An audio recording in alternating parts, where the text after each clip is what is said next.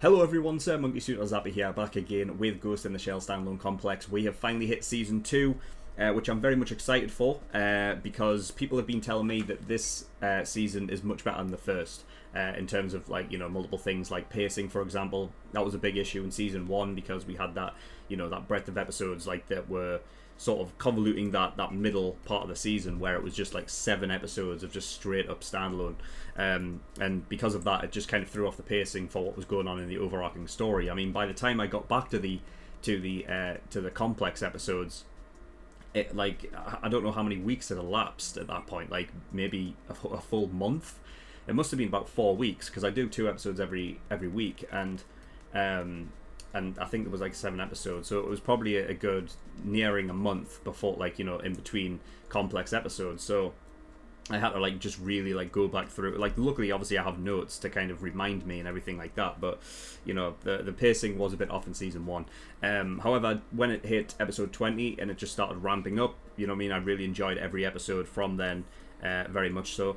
And obviously they wrapped it up in the finale very nicely in a neat little package for us going into Season 2. Now, first and foremost, yeah, just ignore that. So last night it just came off the wall, you know what I mean, and Attack on Titan's coming back soon, you know what I mean. I'm not sure if it's trying to tell me something, but, you know, yeah, just ignore that. But yeah, anyway, so in terms of Season 2, where we go, I don't know. I don't know if there's going to be a whole thing with Yakushima. The reason for that is obviously we had Serrano seemingly die.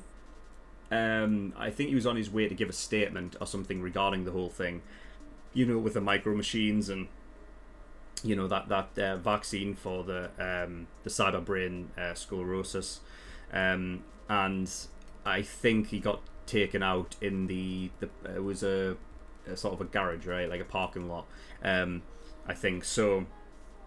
You know, we don't know who that is. I think, if I remember correctly, I was like, is this somebody sort of a part of everything that was going on, obviously, in the government corruption, right? How, like, if you have, like, a hierarchy in government, right? Like, let's put a hierarchy for, like, you know, the corrupt side of the government, right? If they are all a part of the same sort of thing, so obviously stopping him from getting that information out, it would make sense that he would be a part of the whole thing. I think I remember saying, like, is this Yakushima somehow? You know what I mean? Because this is something that I always bring up in terms of, like, if there's somebody that I don't recognize, if it somehow relates to the story and what someone's trying to do, that, you know, they can, like, I mean, we've seen before how they can just transfer sort of between, like, obviously different bodies and stuff, you know what I mean, which makes it hard to sort of pinpoint who's who and everything like that. But Yakushima was taken in, though, you know, and he did look up at Aramaki, I believe, last episode, when he was being taken away. Maybe it was just a way, like, he never said anything, but maybe it was just a thing of just like, you think this is over? It's not over, bitch. So whether or not we continue on sort of as if nothing's really changed and it's still just a fight, I mean, I feel like it must be, right? It's still going to be dealing with the same kind of stuff. In regards to the Laughing Man incident, I don't know, I'll probably, I mean, I think all of the Laughing Man stuff is kind of done, I feel like. I mean, I know that they went to see I to try and, like, recruit him into Section 9, which would have been fantastic. That's really what I wanted, because obviously he was given the or the Major offered the Tachikoma sort of data disk thing that she had, which would have been great because it obviously offers him that sort of way of thinking that the Tachikomas became to learn and everything about life and death and everything like that. It could have given him like a sense of, you know, like that sort of human nature, giving him a ghost almost, you know. But he decided to turn it down.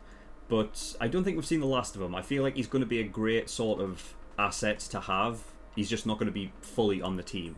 Like, you know, if there's any point where Section 9 just hit like a roadblock, they can, like, go to I to, like, for help. You know what I mean? So I feel like he's going to be sort of an ally that we can go to every so often, just for help. I would have liked to have seen him a big part of the team, but, you know, that's just not what's going to be. But it would, you know, it's still cool to have him sort of on side, I think. So yeah, I mean, Other than that, I don't know where we go. I don't know how we start off. It could be sort of similar to how we did it in this first season. But yeah, I mean, nothing else to really talk about. We've got all of our guys back again in sort of Section 9, you know what I mean? Obviously, at the end of last season, it sort of got destroyed and they all went out their separate ways, got captured, nearly died, you know what I mean? But we're all back together now anyway, so, you know, it's kind of like a rebuild process for Section 9 being like that unofficial group, you know what I mean? Because it was kind of, it was basically destroyed in the eyes of the public, but now it's completely private sort of organization where it's not going to be public in the public eye. So, you know, it's I mean, they never really were anyway. I feel like it was kind of just like, you know, they did things in the background and very stealthy like, but you know, I feel like it's going to be extra stealth this time. So, you know, but we'll see. So yes, I'm going to stop rambling on so we can get into the premiere of season 2. So yeah, if you do want to go watch the actual reaction, link is in the description below. There's also the link to the full length. If you want to watch my reactions to the show in full, then the offer is there for you. But yes, nothing else to really talk about, so we're going to get into episode 1 of season 2, see what we get. So without further ado, let's go. Where all the colors are ocean. Okay, episode 1 of season 2, and we kick off not too dissimilarly from the first episode of season 1. You know, it both started at the sort of either like the beginning or in the middle of a situation in which Section 9 obviously has to, you know, I mean, they weren't waiting in season 1, but because at that point they were already an outfit that was, you know, recognized, and they weren't walking a sort of a, you know, like a fine line between like, oh, should we send them in or should we not, because of obviously what happened at the end of last season. You know, but it was similar in that there was obviously you know, like there was a hostage situation going on. In season 1, it was more like a sort of it obviously wasn't as high risk as what's going on here. It wasn't as you know, as big, but you know, it's yeah, a similar sort of opening. And it looks like we have a new organization called the Individual 11. Which is interesting. So I'm guessing that this is going to be the actual sort of unit or organization that we're going after this season.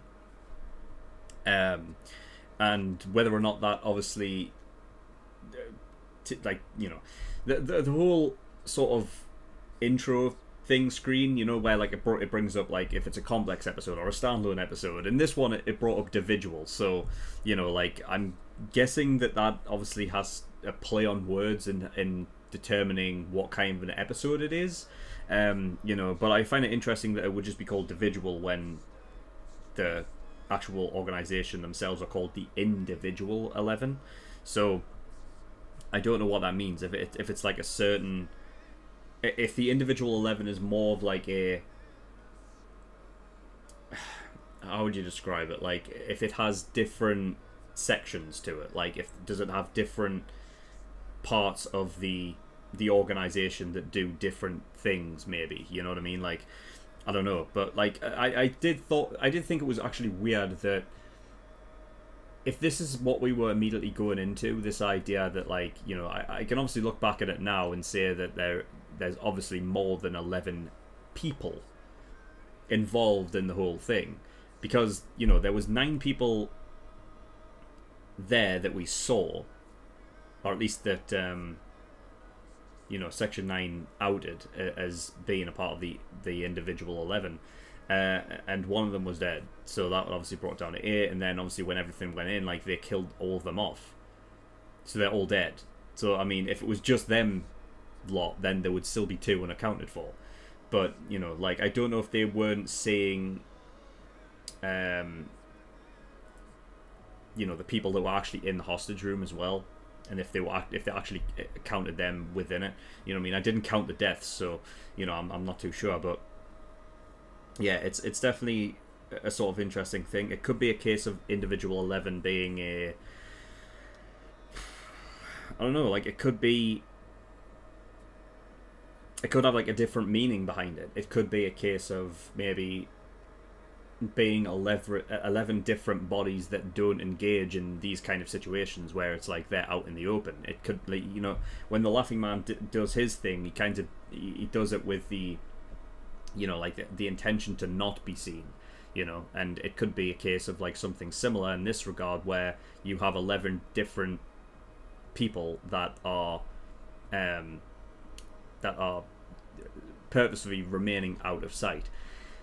The thing that would probably go against that theory is the one dude that actually started speaking about it said that, you can kill us all we want. You can kill us all you want. It's not going to change anything because there'll just be more individual egos to come in, which could mean that there is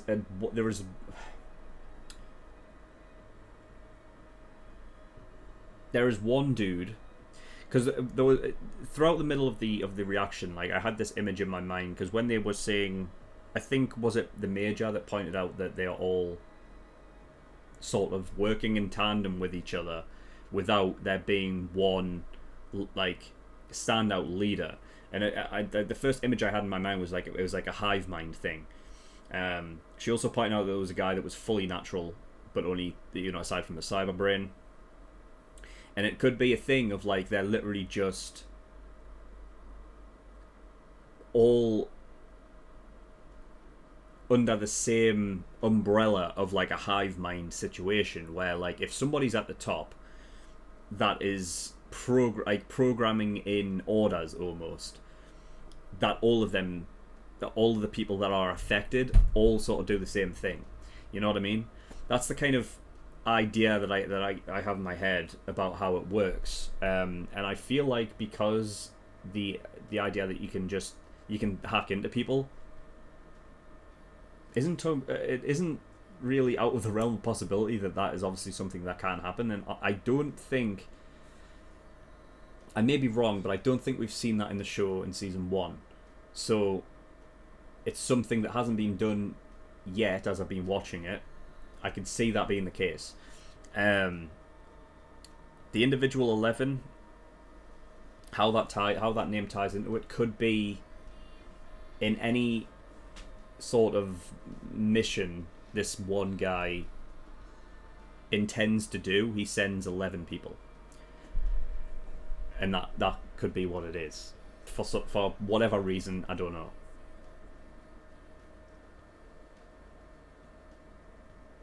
Like, I don't know what 11 has and any like significance to what, Of course, we will find out, and it's only episode 1. So if I'll be shocked if I got anything right. But yeah, so they went obviously into the Chinese embassy to take hostages, and all of this basically stems down to they want essentially the immediate closure of refugee sort of outposts or camps scattered throughout Japan, because they were doing obviously a rebuild. Japan's obviously part of that in the post-war of World War III. This obviously makes sense in regards to you have that one side of the city that is entirely just, it's like it's mad having like these two cities next to each other. One is obviously thriving and bustling and actually at work, and then on the other side you've got this side of the city that is completely destroyed. And I'm guessing that that's obviously what is part of, the rebuild, like what had happened in World War III. All that got tore down. Refugees, were sort of, they came into the country to help, rebuild all of this stuff. And now people are wanting them out. And it's interesting that I'm kind of watching this now because, in regards to when this show actually released, like, watching it now is interesting because this is not too dissimilar from what is happening in real life. I said it in the reaction, like, this is actually something that is relatively close to what's happening in real life. Like, we have a lot of refugees coming through Europe, and the unemployment rate starts to go up. Taxpayers, people worried about losing out their jobs to refugees and everything like that. That is something that is legitimately happening like right now. So it's crazy, like, to just when you think that this kind of show, the mangaka whoever wrote this story, kind of just like got ahead of the curve. I mean, I'm wondering, obviously, he's possibly like taken account from stuff that's happened in history and applied it to a modern / futuristic world setting. You know what I mean? Like it's not obviously far future, but it's relatively a close future. But it deals with all of the same stuff that we're dealing with now. The only difference is this sort of this technology that's being used. But yeah, it's very much real life. And I think that when you're talking about, like, I think when it comes to a lot of stories nowadays, a lot of them tend to focus on the, like, if it's the supernatural or superpowers, and you've got all these bad guys with these abilities and everything like that. And even in shows like, like for instance, My Hero is a big one, right? And then obviously you've got all the Marvel stuff and everything like that. But the ones that fit close to home are the ones that deal with politics generally, and the bad guy is maybe not a single entity. It can be, but it's part of a bigger sort of conglomerate of just like corruption in politics, and that political corruption. But like yeah, I mean, these kind of shows, like, they do hit close to home, like, in that regard. There's a lot of realism that can be taken from a show like this, and yeah, so really, really good start to the episode, to the season. Sorry. I mean, all round you can see the better, like, quality in this one episode than the last season. Generally, that is the case with anime and seasons. The first season generally has to, suffer some, not the best quality in certain areas, as a sort of just kind of like it's like a pilot season, if you want to really call it that, for the second season to really, like, sort of up its game in terms of quality. And you can see that in this episode. It's just really, really nice to look at, but yeah, so we got a new Prime Minister in as well. So obviously we ended the last season with the sort of elections thing that, they went through, and then the guy who was Prime Minister at the time called out for, Yakushima's head, so to speak, got him out. And then obviously there's been a slight time skip. It wouldn't have been that long, where, the new Prime Minister has been elected in. And so far, I'm liking her. You know what I mean? The Major is very wary of her. I mean, listen, she's well within her right. I feel like at any point, it's just kind of like one of those things where, again, not too dissimilar to real life, where it's just like, really, how many politicians can you trust?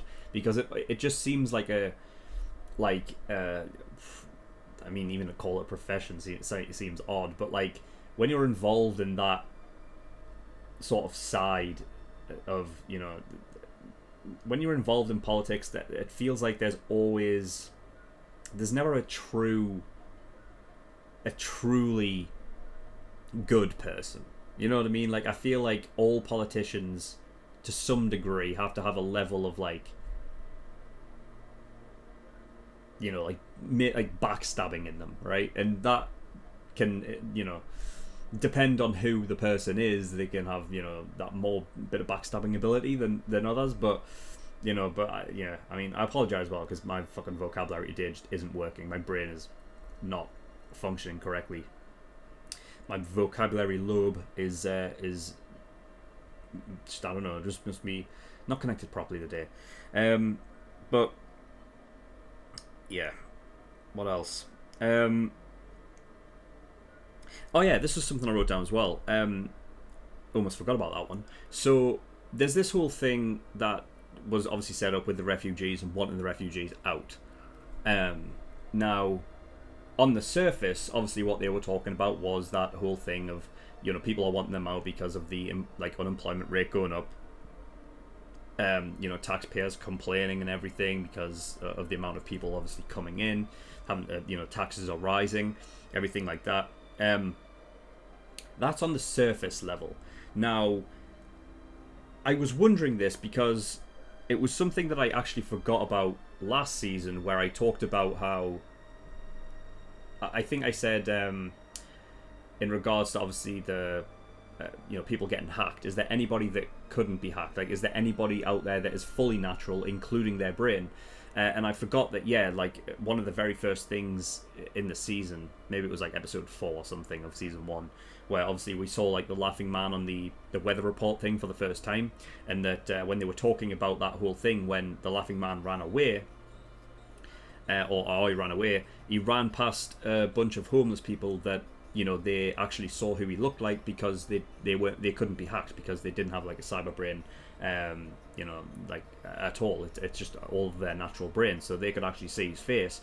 And when I was reminded of that, I can't remember. It could have been like episode 22 or something when I talked about it, but or maybe 23. Because 23 was the one where we got a lot of that laughing man exposition, right?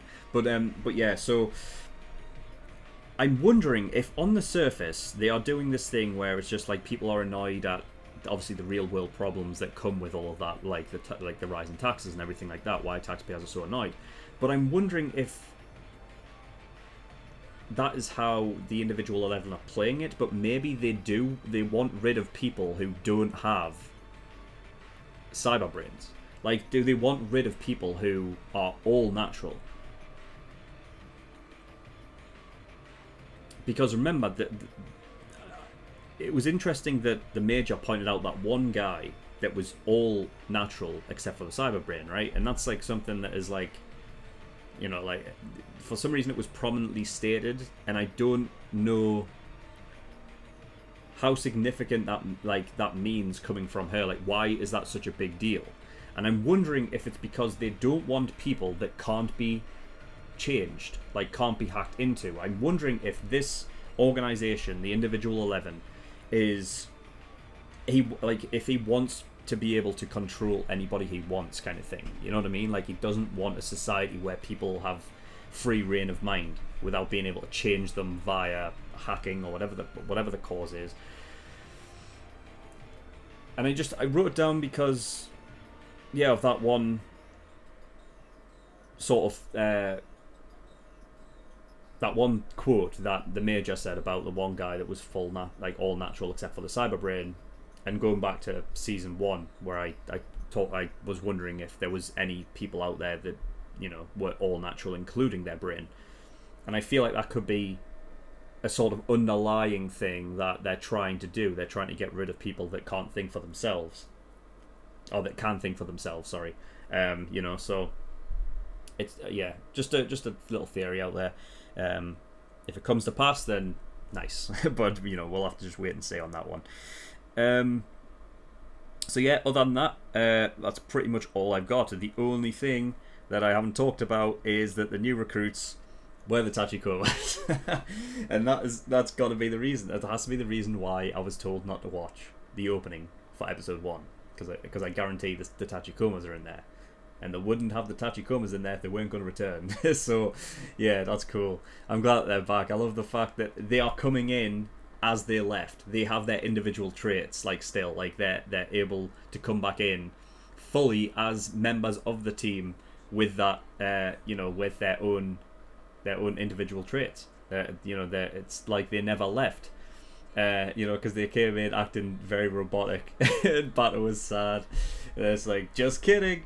It's like, great. I love the Tachikoma. I love like when they got better as the show went on because of how devious they ended up becoming. You know, like they're very animated in terms of that, like, you know, way of thinking. It's just very funny. But yeah, it must obviously be that data disk that obviously the Major pulled out in episode 25.